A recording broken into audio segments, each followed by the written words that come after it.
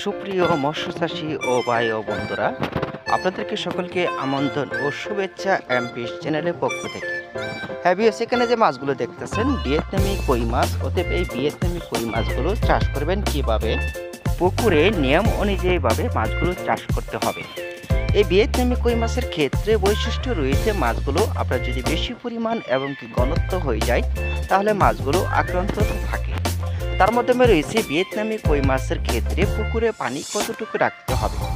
বেশ, পুকুরে পানি রাখতে হবে সর্বোচ্চ আপনার 5 থেকে 6 ফিট। অতএব ঘনত্ব চাষ করলে আপনার মাছগুলো দিতে পারবেন 2500 থেকে অতএব 2000 পিস করে।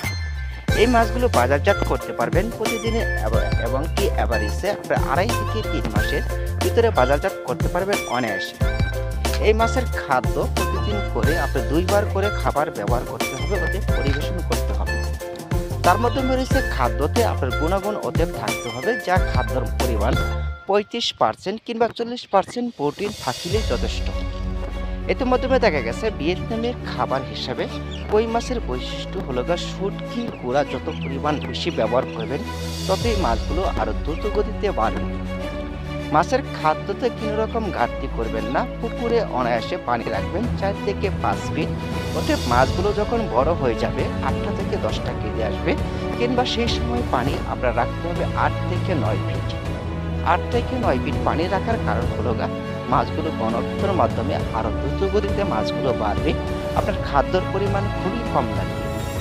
বেশ, দেখা গেছে কই মাছের ক্ষেত্রে 2 বার এক টাইমে খাদ্য ব্যবহার করবেন।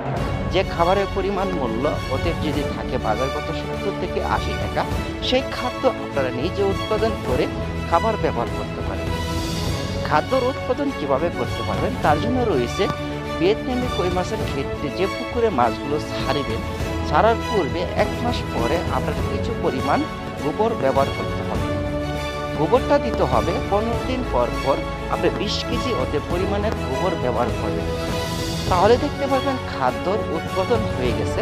অতএব দ্বিতীয়ত রয়েছে খাবার পরিবেশনের সময় বুঝতে হবে পানির কালার যদি বেশি রকম বিশ্রী কালার হয়ে যায় তাহলে আপনারা কিছু পরিমাণ পানি আট করে দিতে হবে আর কিছু পরিমাণ পানি ঢোকাতে হবে।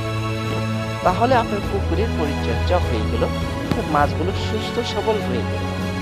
সুস্থ সবল মাছগুলো চাষ করবেন মাত্র 3 মাসে। হ্যাঁ দর্শক, আমাদের ভিডিওটা যদি ভালো লাগে চ্যানেলটি সাবস্ক্রাইব করবেন। অতএব যোগাযোগ নাম্বার